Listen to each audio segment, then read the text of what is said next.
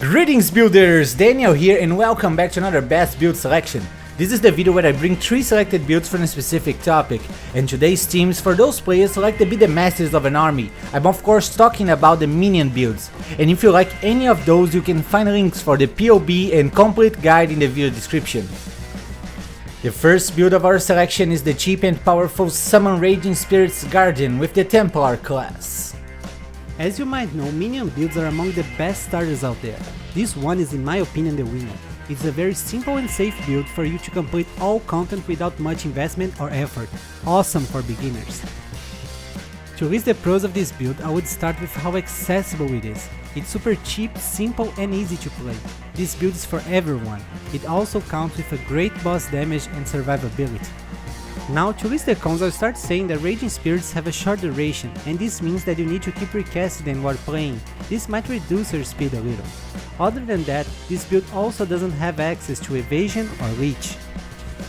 As for budget, you can get it destroying early in-game maps with only around 66 chaos. To comfortably advance to yellow maps, you need to invest around 100 chaos, and for easily completing your Atlas I recommend investing around 4 divines, but you can totally do it with less. Don't forget that on PoEbuilds.net you can find a list with all the equipment that you need to buy for this build, with direct links for examples being sold by other players. For clear speed, this build gets 8 out of 10. This is because you have to keep resummoning your Raging Spirits. But as you can see, even though this clear speed isn't super fast, it's perfectly fine to play and have a good time. The boss damage is great, it's a 9 out of 10. If you apply all the buffs and maintain 20 spirits summoned, you easily reach over 15 million DPS, more than enough to decimate all endgame bosses in seconds. For the survivability, I'll give it 10 out of 10. This is because we're talking about a minion build where you just need to summon them and wait behind while they destroy and tank everything for you. You just need to mind your position.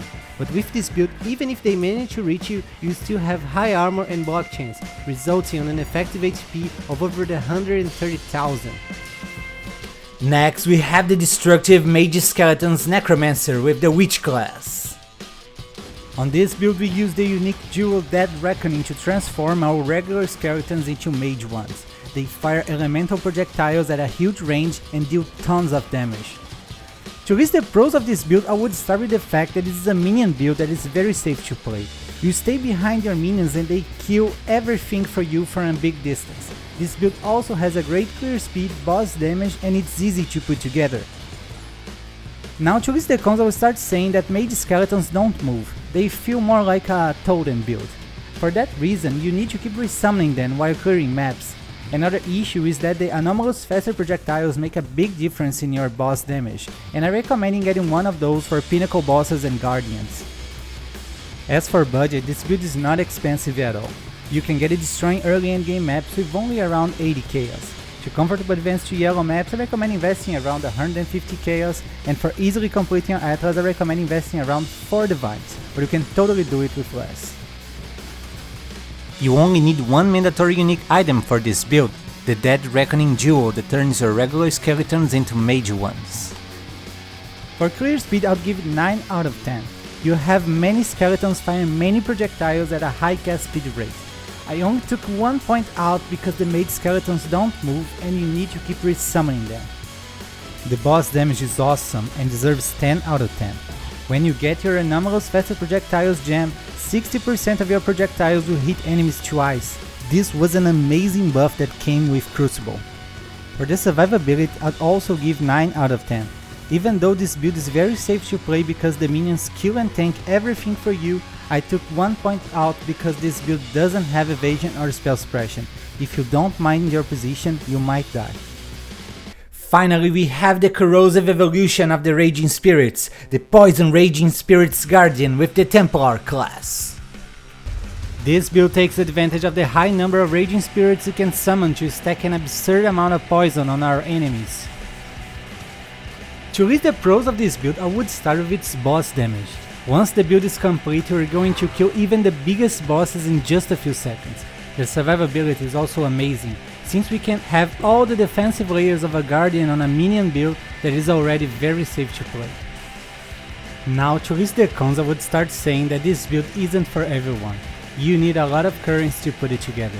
Another issue is that Raging Spirits have a short duration and you have to often stop to resummon them. As for budget, this build will need at least 10 Divine Orbs to put together. As I said, it's an expensive one.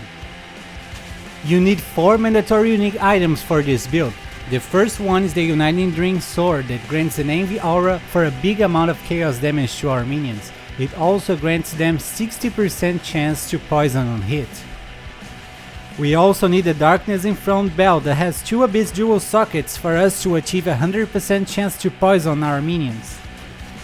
Next, we need a Covenant Armor that grants our Raging Spirits a level 29 added chaos damage support.